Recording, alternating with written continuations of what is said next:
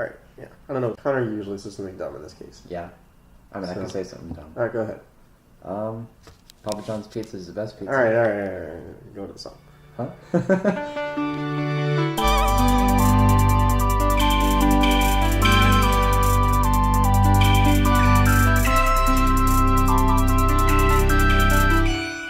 You see all the fire trucks and ambulances out here? Fire trucks? I think there was something happened. Like they had a stretcher. Anyway, this is Frank's podcast. Usually it's with me and someone else, but Connor's not here this week.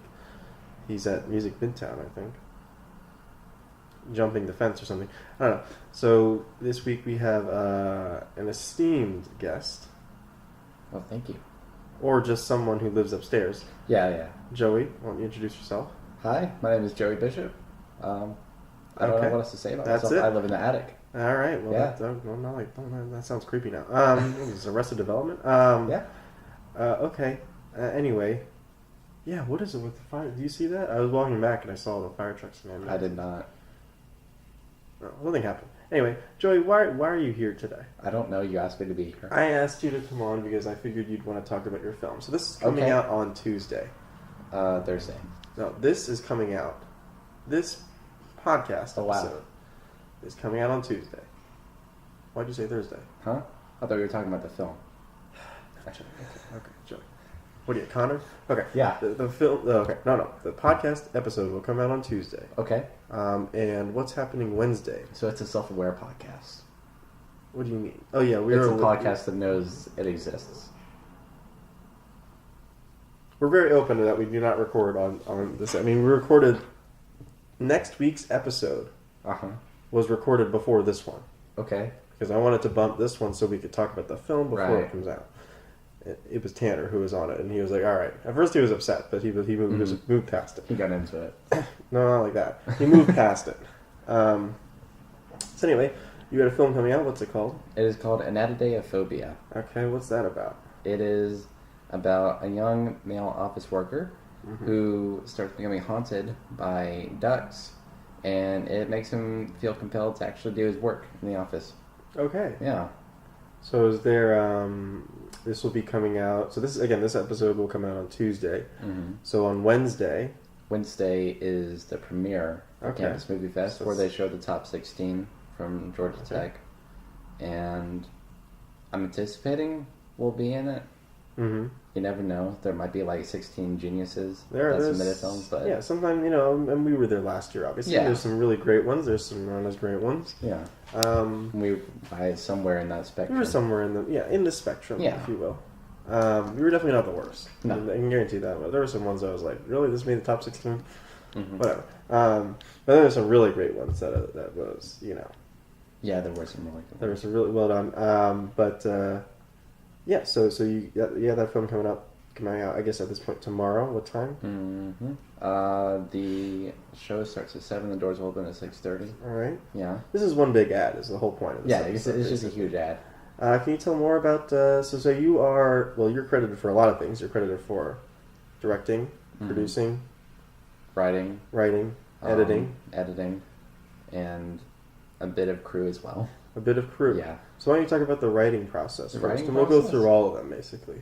I mean, the writing process for each thing that I do, really, I just have an idea that pops in my head, and I'm like, ooh, that's a good idea. So when did you start developing this idea? Then? This idea actually started spring semester. One of my roommates and I were discussing different genres that were like not combined together that often, and one of those or two of those genres were comedy and thriller.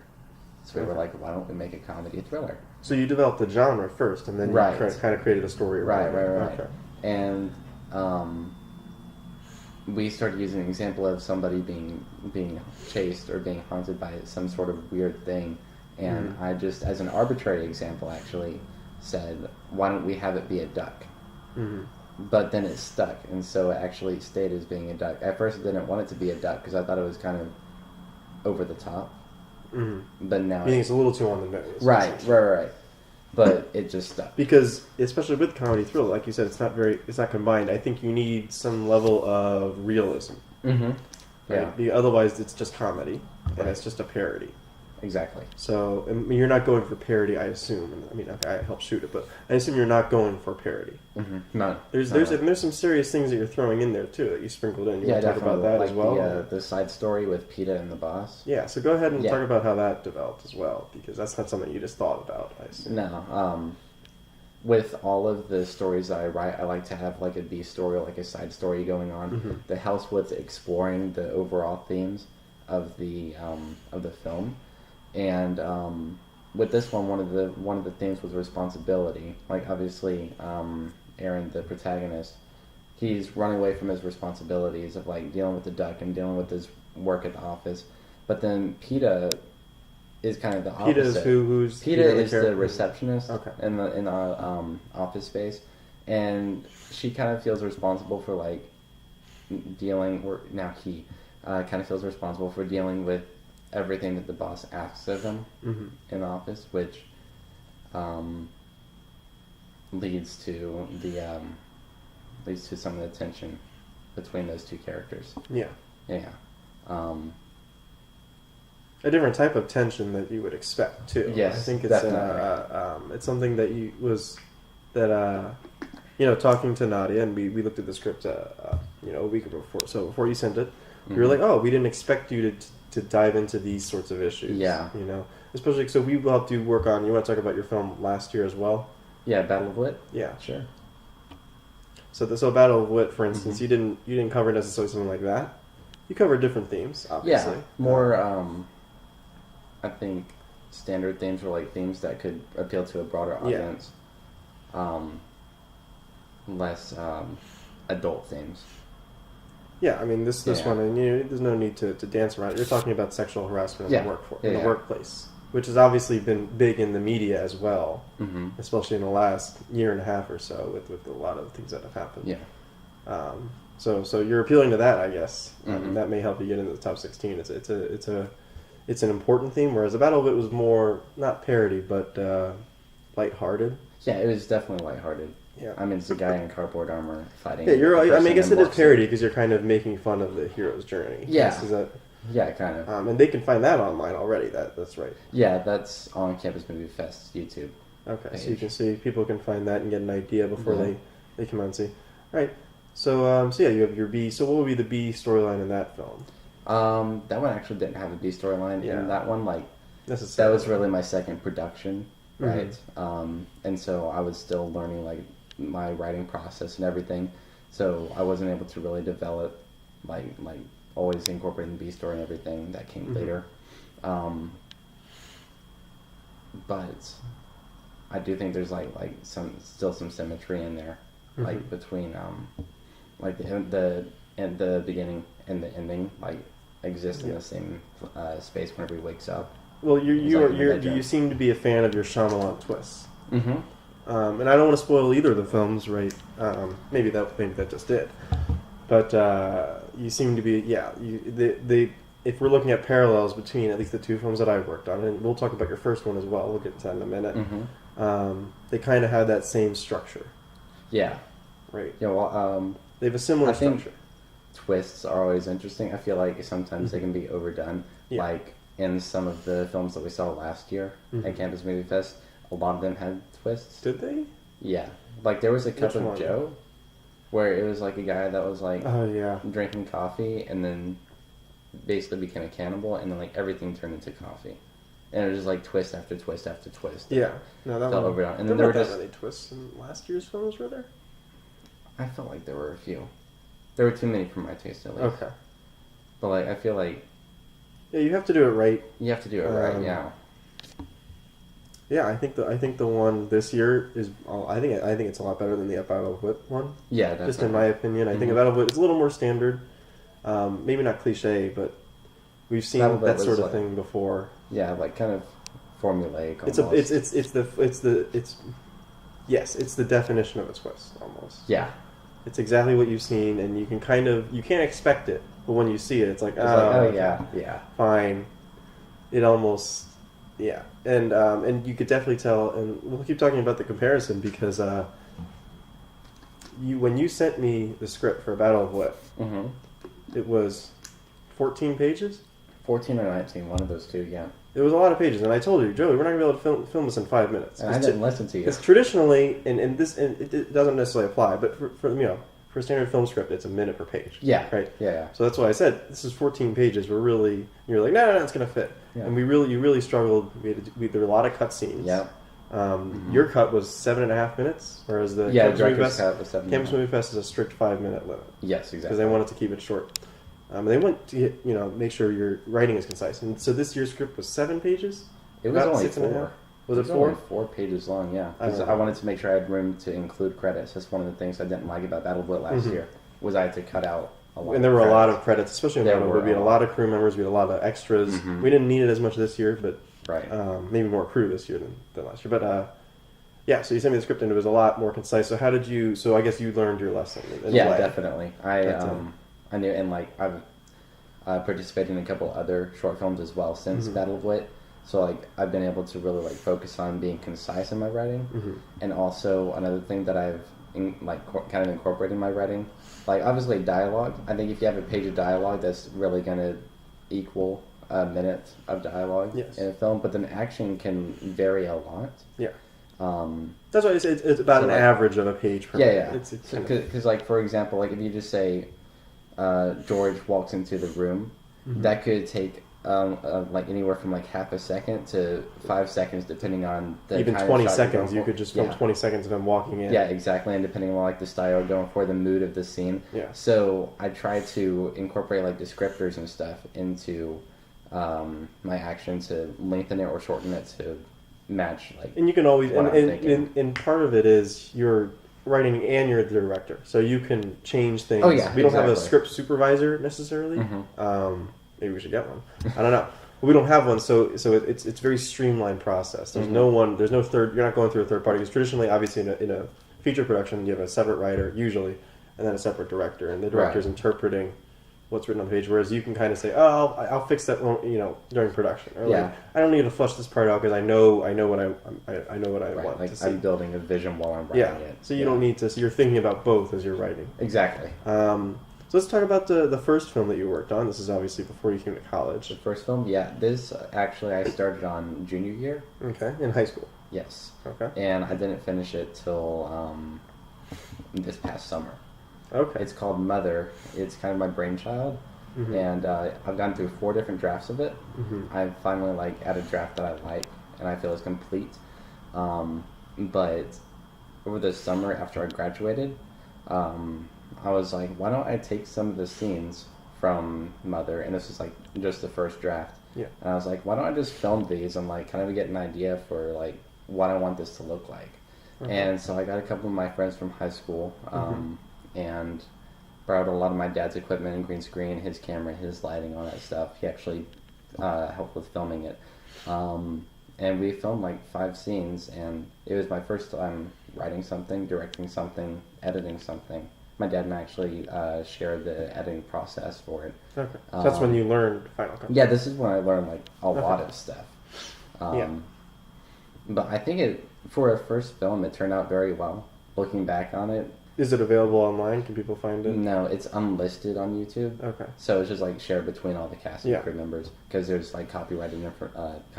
There's some music in it. Yeah. I tried to get the rights to use that music so I can like share it publicly and everything. And it has big songs like "Hit Me With Your Best Shot," "Living on a Prayer," "Don't Stop Believing," that kind of stuff in it. And I remember talking with one of 3 people for "Living on a Prayer." It's like split 3 ways, and it would have cost her like $2,000. Yeah, it's ridiculous.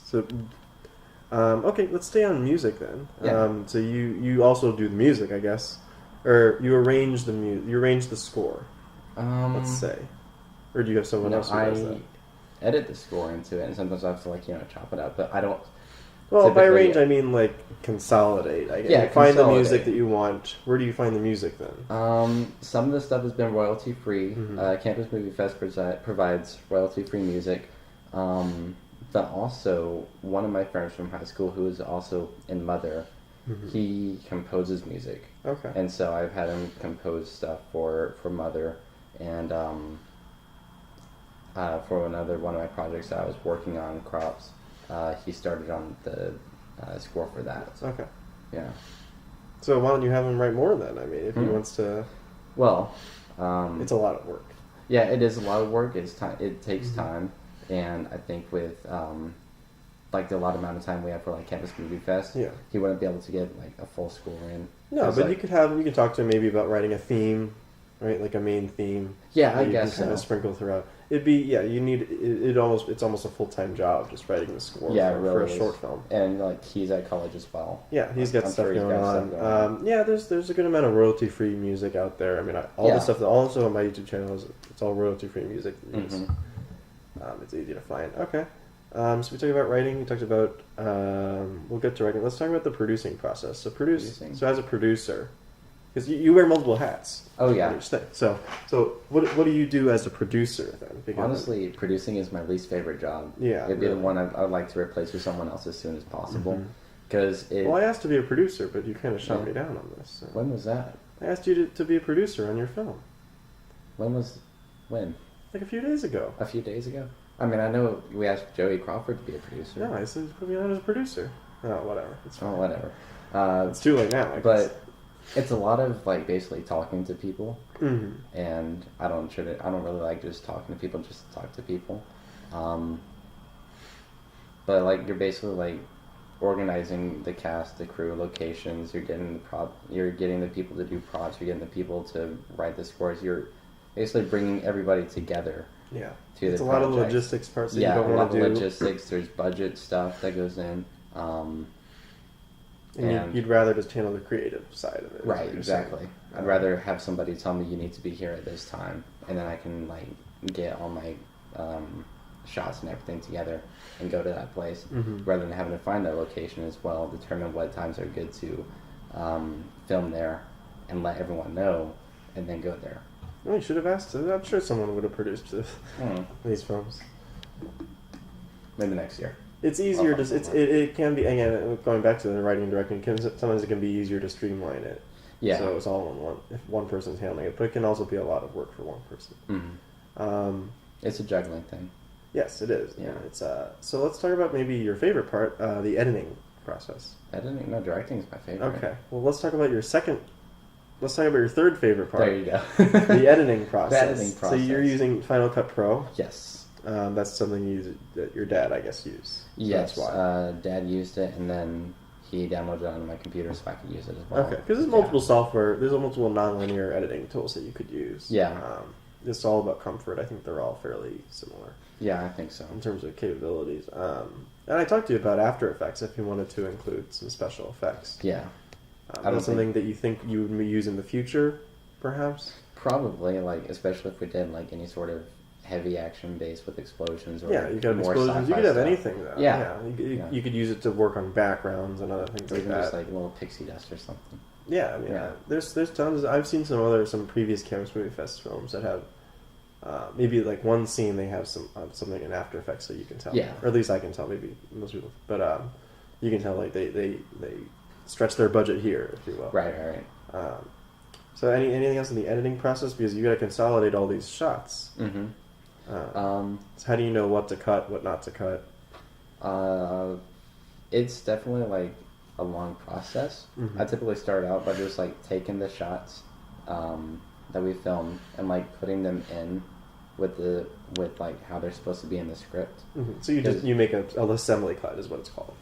Assembly cut is basically everything we've shot in order. Right. Haven't cut anything down yet or anything. And then like I look at things and just like start cutting them down a little bit, maybe throwing some J cuts or L cuts if necessary. And then from there, just like basic video, audio tweaking.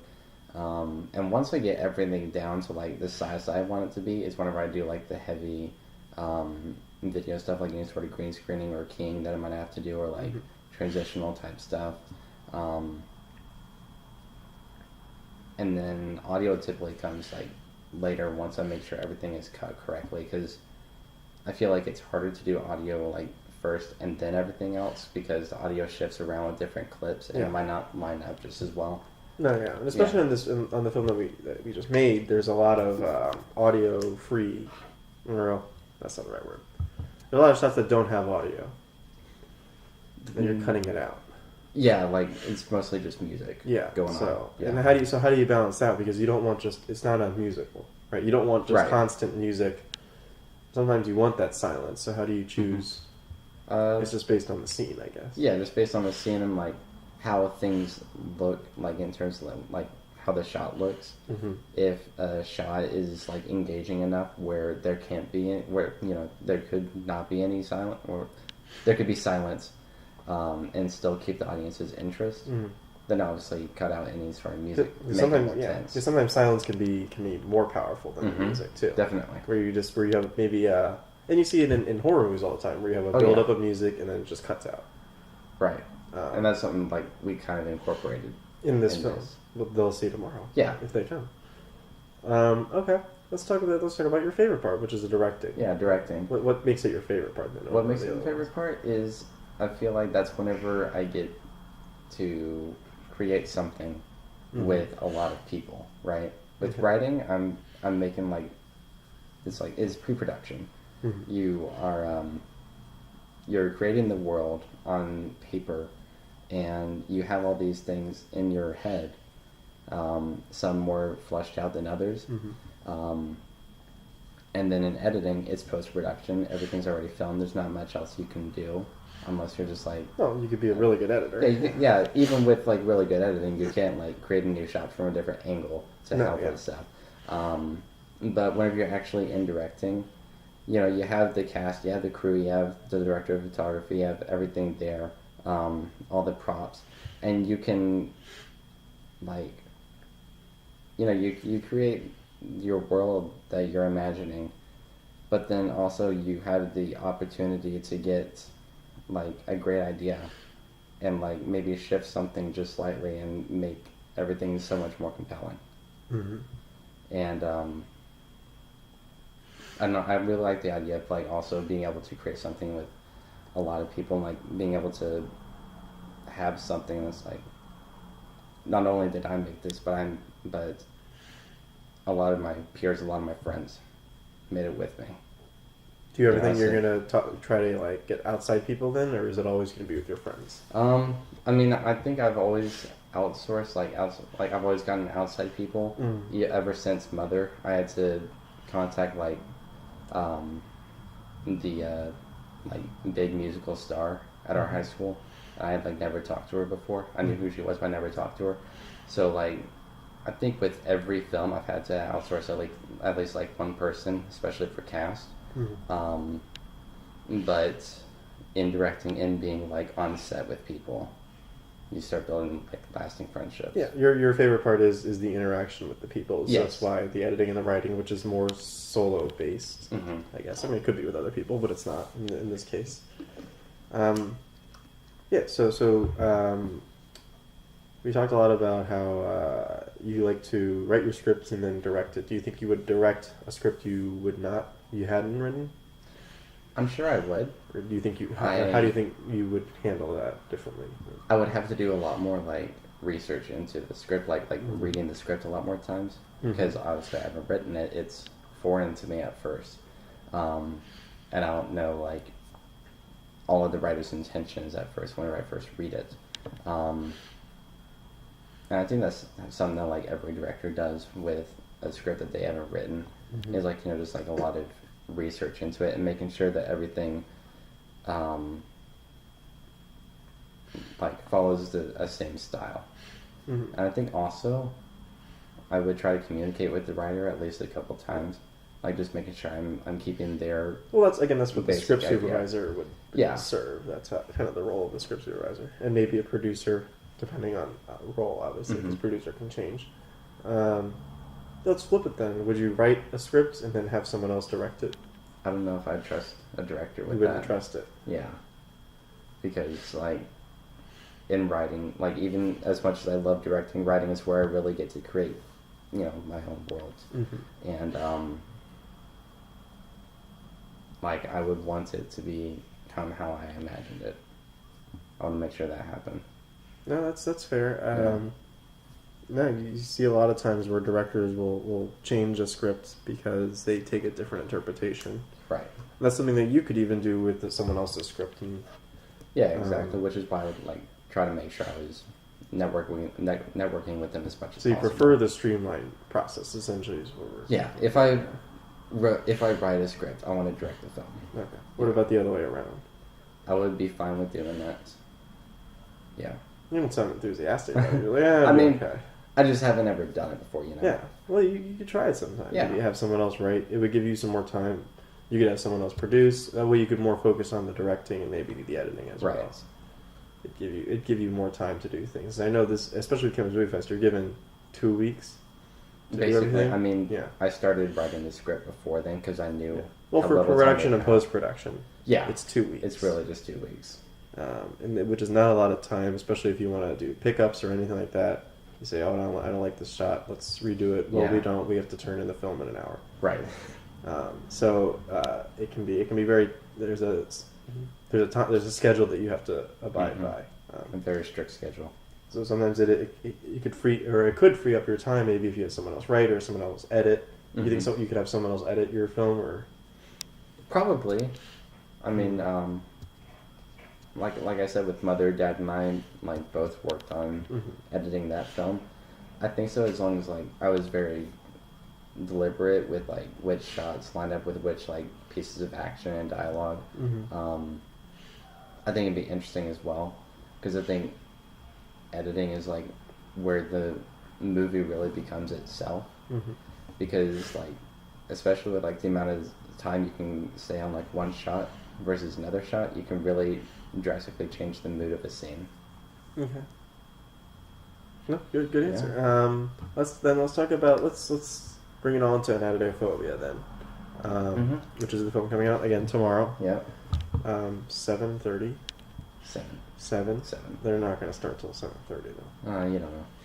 No, I know they're not going to start. Till 7:30. Okay. That's how these things work. They never start on time. We start on time. Sometimes. When do we start? What are you talking about? I mean, we sometimes start on time. For what? For filming. Oh, we never started on time. Usually I was on time. Come on.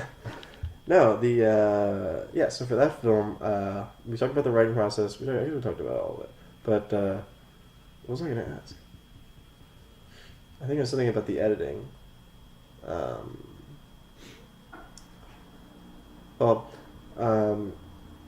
Shoot, I lost it.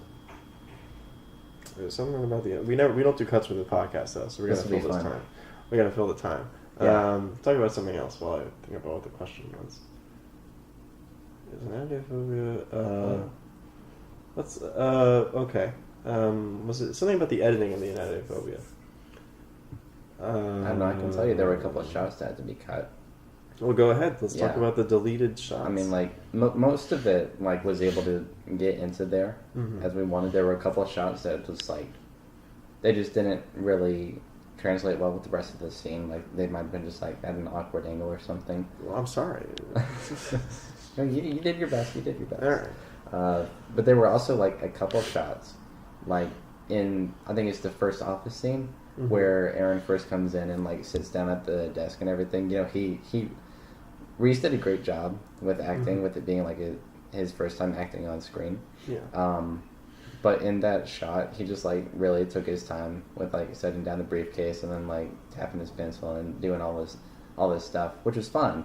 But then I had to go in and chop up the shot into I think 3 or 4 different segments to just speed it up. You could speed up the shot itself, or did that look weird?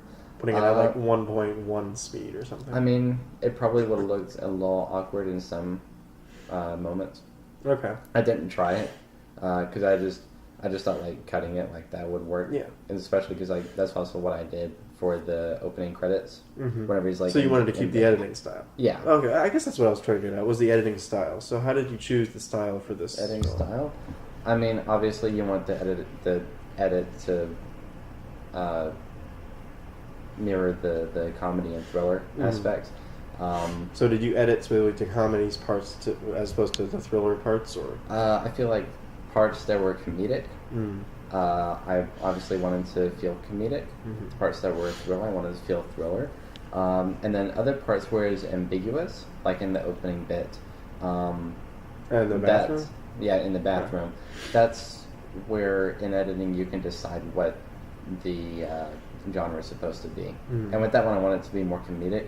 The music has a underlying tone of like something darker going on, but it's a primarily lighthearted feel. But then, like, also with the cuts, I felt like it was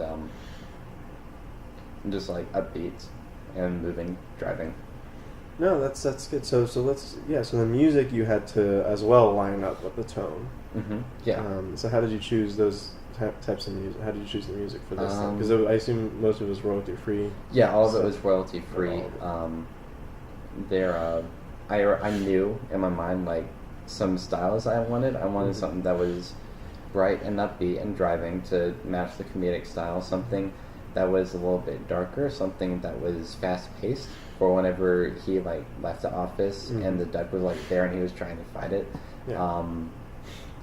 I also wanted just like a drone, just like a basically like low like bass sound with like just like swelling alto or treble voices that I could just like cut and put in different spaces to accentuate like certain shots or something. Yeah. Like when we first see the duck, there's just huge bass swell. Okay. Yeah. There's also one piece. It's called Ultra Polka. Alex and I were like looking at all the royalty-free music together, and he played this track, and like it played for like a good 30 seconds, and I was like, "This sounds terrible. I hate this." And he was listening to it, and it was like, "No, I hear something here. We could use this. We could use this somewhere." And so he downloaded it and threw it in Final Cut, and like just threw a couple audio effects onto it, and then he played it for me, and I listened to it, and I was like, "Okay, this actually works." Yeah, it works. Sometimes layering the songs can add an effect as well. Yeah, layering songs and like what he did was he like made it slower and added like a cartoon animals effect to it. I don't know exactly what that does. It's almost like creepy clown music. Yeah, exactly. And that's used in the final bit whenever he's like on the bed and then like fights the duck in the living room. But it worked like really well, and it was kind of a learning experience for me as well to not just like say no to something. Whenever I first see it, there might be something you could like tinker around with. And that's part of the problem with the process being very vertical, because there's no checks and balances. Yeah. All the decisions are primarily yours, and then for every aspect, for the writing, the directing, the producing, the editing, it's all going through you. Do you think then you would add a co-writer? Well, I guess this had a co-writer. Well, like story, co-writer. Yeah, for story. I wrote the screenplay for it. You think you would add another screenplay writer, maybe have an assistant director, maybe have another producer, or just a completely different person for a producer taking over complete production, and then maybe a co-editor? For some of them, yes. I don't know that I necessarily see the full value in an assistant director unless there's someone just like doing like stunt shots. It would be like a second unit director. Sort of thing. They would be doing. I think second unit director would be fine. Co-writer, I don't know. Typically, whenever I'm writing stuff, I will send it to a couple. Like I will send either scenes or like the full thing to some people and have them read over it and like give me notes on it. Kind of like how I did with you guys. To see like some stuff that really works, or maybe something that seems kind of confusing or awkward, and then like tweak it a little bit. And also, I'll just like with writing, reach out to people and like try to figure out how they would act in a certain scenario, so then I can like mimic that with the characters I'm writing. But then, like when we get into directing, it's sometimes like we were moving really fast. I made like a really tight schedule for us. And there was some times where it's just like, you have to make a fast-paced decision, and sometimes the first decision that comes to your mind is not the best decision, but you just have to deal with it. So I guess, like, sometimes having another director to be able to, like, take on some of the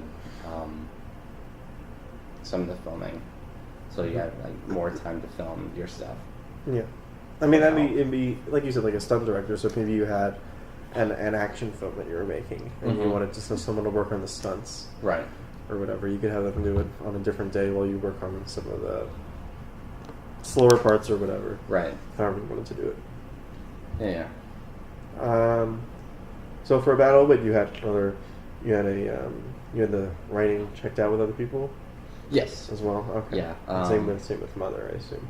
I mean, yes. You talked about it was with your dad. One of my teachers from high school, my 10th grade teacher, English teacher, I really liked him. I thought he was like one of the greatest teachers I've ever had. I still do think so. And I'll just like send him scripts that I write to have him like read through them and like give me notes on them and give me certain just insights on like writing and how stuff feels to him, because I really trust his education opinion. And sometimes the dialogue can be the hardest part to write. Yes. It's hard to write because we don't write necessarily how we speak. No. So you have to say it out loud to yourself. Is that how do you try to keep the dialogue so it sounds realistic? Well, first thing definitely is I try to be concise with dialogue. Unless a character is just like very verbose and is supposed to be like run on, I try to keep stuff very concise. I'm trying to like also relate things to the theme. Like if I suddenly get to a point where I want two characters to just basically be talking to each other, like having a conversation or something, rather than just like throwing in something random, I try to pull from the themes that I'm working with for the script for them to discuss, and so that provides like a lot of just like conversations throughout the film where this idea, whatever it may be, is explored in small details. It's just like little examples to help with like tie it all together. Okay. Yeah. So can you give an example of any of the films that you worked on? Or Mother. One of the main things about it is like life is an adventure, and so there are some times where the characters are just like talking to each other on the spaceship or whatnot, where like one of the pilots mentions that life is too short to be serious, and they started talking about how like being attached to machines, being hooked up to a machine or like a life support system is not really living, but it's more cheating death and faking existence, and just like stuff like that, just like throughout the entire overall story that has an arc of life being an adventure. Okay, so you're sprinkling it in throughout. Okay. Yeah. So you mentioned for Mother you used you use extensive green screen effects. And you haven't. All of it was green screen. All of it's green screen. For the past two, for Battle Wit and for Anatidaephobia, they're all filmed on location. Yes. Do you think you're going to go back to more green screen? I don't know. Do you prefer doing it on? I have experience doing both green screen and location. I think they both have their own values and like challenges. The green screen, you gotta make sure it's lit very well. You gotta have the right lighting for it. Yeah. And also, we have a green screen here too, so you can use that if you need to. But then also, you have to. But then in addition to that, you have to worry about getting the background, all the backgrounds for it. Yeah. And to make sure the backgrounds you get work well together. I don't know. I could see myself using like small fabrics of green screen to like maybe have like some character in the background, or like an alien or something, like just key out a part of a on location set and put whatever I need in there. You could have done it this year too with the film with the duck. You could have had some. But you kind of talked about how it would have been too much time in the editing process. This is something that I guess you're considering. Yeah, that's one thing about green screen. It takes a substantial amount of time with editing. Yeah. Yeah. You'd prefer the practical just because there's less work to do later on. Right, exactly. So, yeah, and you could have done it with the Battle of Wit as well, with the monster. You could have had a real monster, but you decided to make a costume. Yeah. And all that. But that also may have played into the theme of the movie as well. Yeah, it does apply a bit to the theme of the movie, but I also prefer just doing as much practical effects as possible. Because we could talk about the costuming for that film. So there was much more. There was fairly extensive costuming for that. How did you come up with the armor for the main character, the villain, the monster, whatever you want to call it, at the end? Yeah, I'm not exactly sure how I came up with the costuming. If you look at all the different pieces of the armor, it becomes allegorical for or symbolic for like different subjects, different educational academic subjects. But in terms of actually deciding, he's going to build armor out of cardboard, I don't know where I got that from.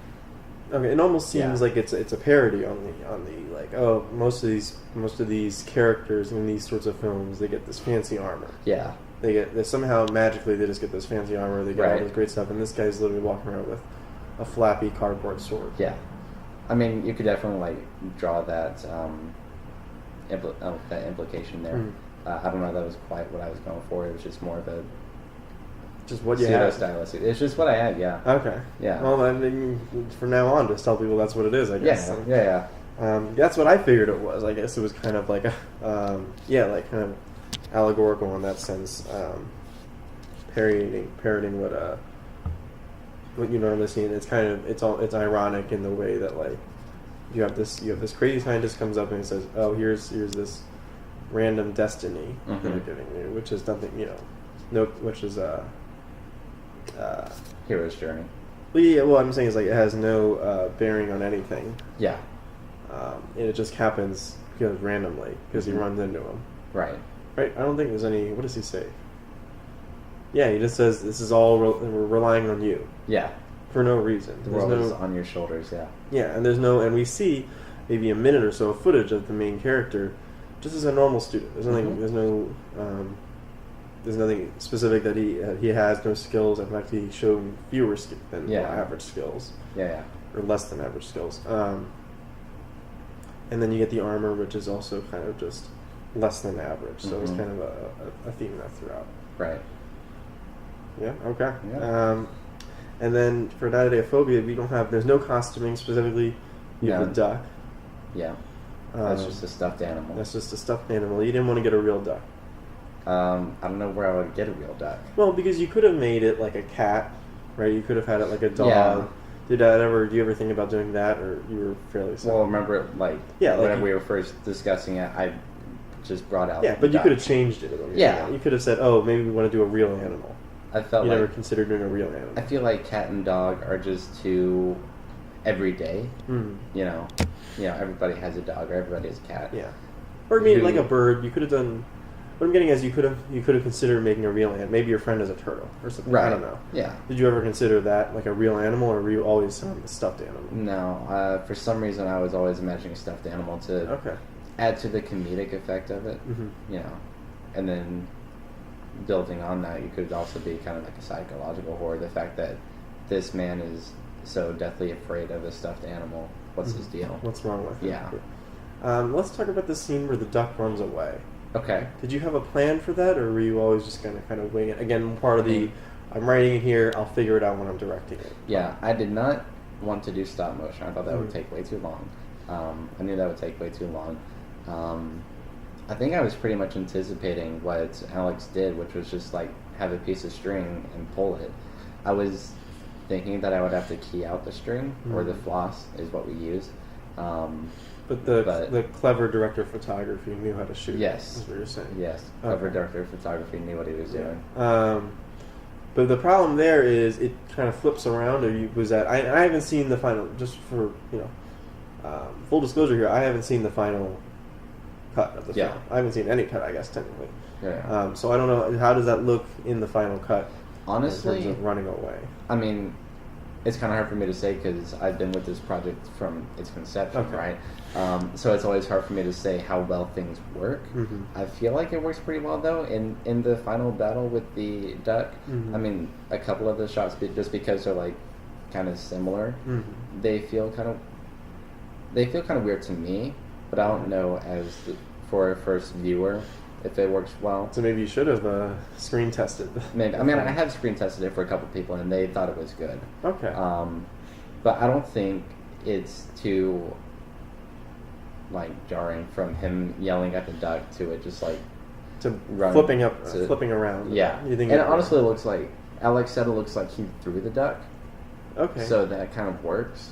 Maybe you should have shot it. Yeah, maybe we should have shot it as throwing the duck more explicitly. Maybe that would have been a way around our limitations. And obviously you could have done this with the green screen, maybe. Yeah. In the stop motion, I guess you could have done it well if you had another week. There are a lot of options. It's really just dependent on time and money. Yeah. Yeah.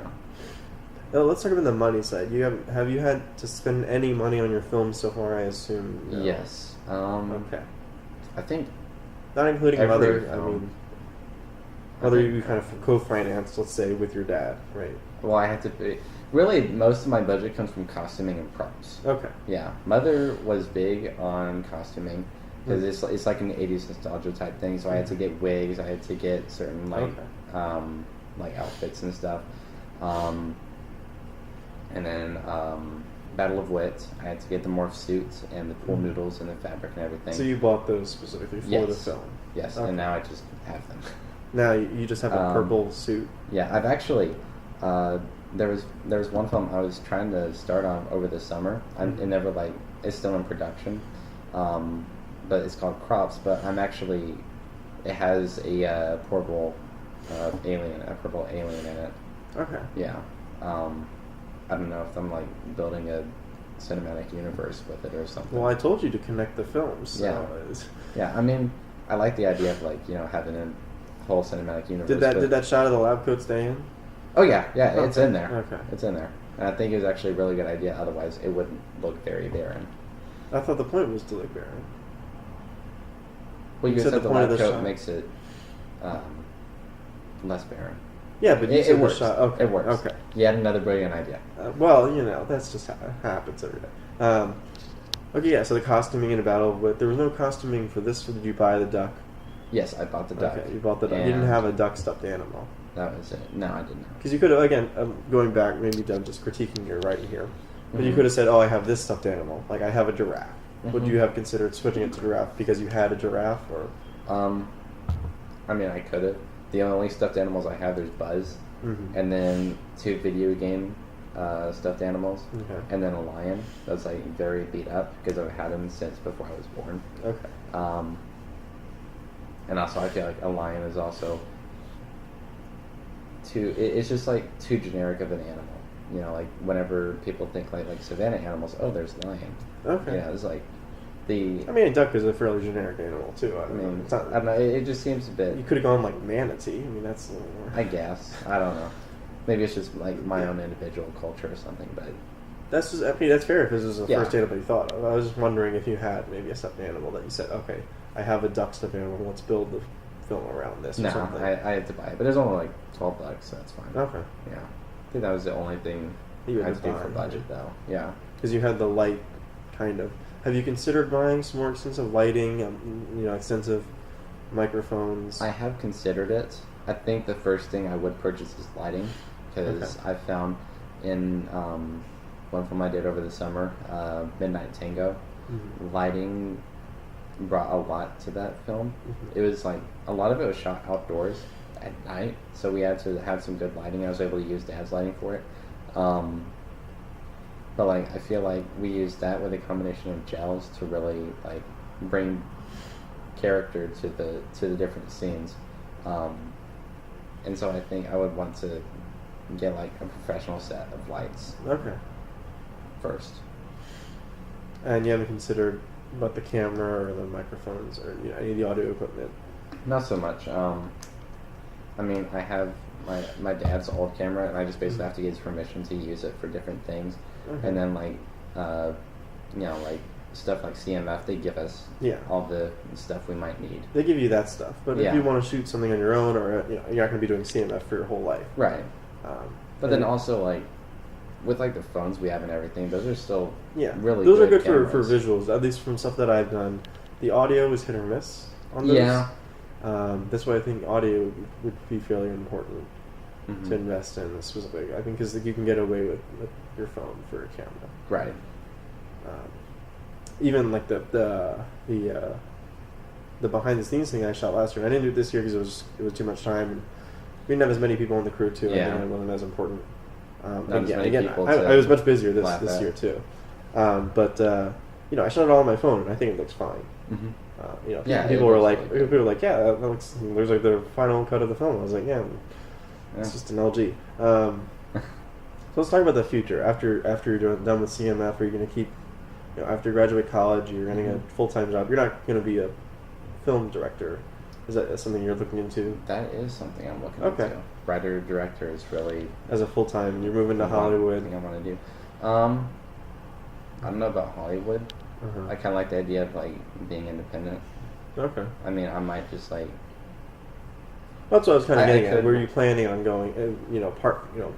Working for Warner Brothers. Doing something like that. Yeah, like Warner Brothers or Universal. I kind of like that idea. Or just like started my own production company from scratch. Okay. You have your own production company, technically. Yeah, Organic Medic. There's like legal forms you have to do for that or whatever, but like I'm not making any profit off of it. You're gonna join the PGA. There you go. Yeah. Yeah. So, were you considered taking Organic Medic to public essentially? Yeah, eventually.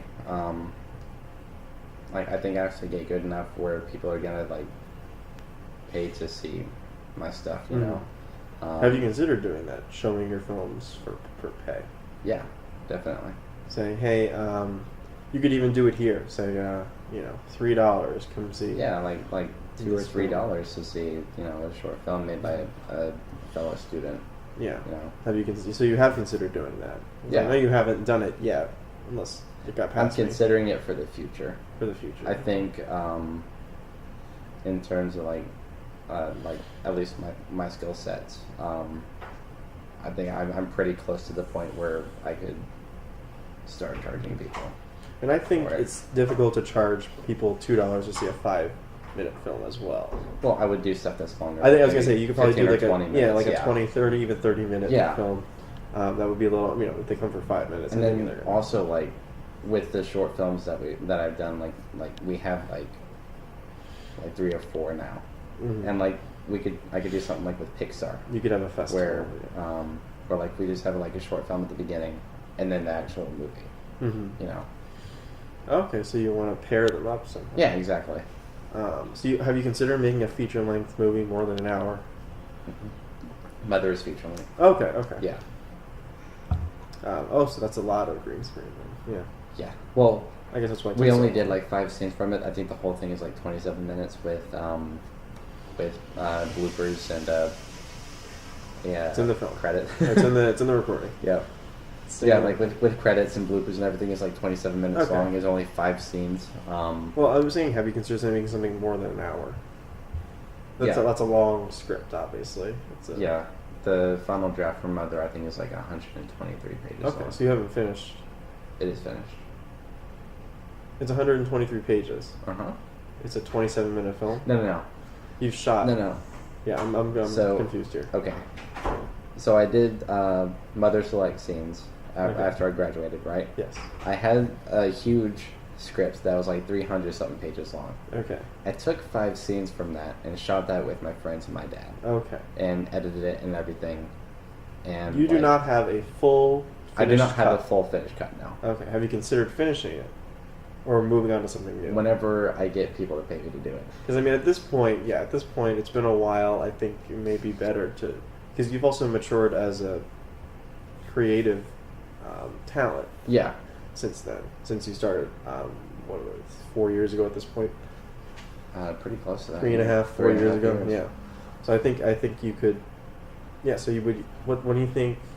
before we close out here, we're almost at our time here. Wow.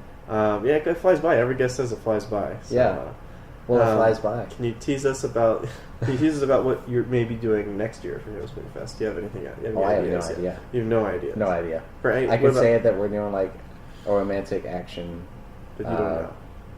thing, and then make a romantic action thing later that involves a unicycle. It's on the record now. Yeah. I mean, this will come out whenever, September 18th or whatever. All right, thanks for coming on, Joey. Thanks for having me, Daniel. Be sure to share this podcast with people. Oh, yeah, definitely. So people know. I'll be like, hey, I was on my first podcast. Yes, this was your first podcast? Yeah. Okay. Well, maybe you could buy audio equipment for this podcast. Yes, definitely. Where's my money? Do you want to get paid for being on here, too? Isn't that how it works? Pay for guests? No, you never pay for guests. You don't have to pay for esteemed guests. Yeah, so once you get big and famous. You said I was esteemed at the beginning. Okay. Yeah. I'm sorry, the audio cut out. Sorry. Goodbye. Okay. That's the end of the show. Bye.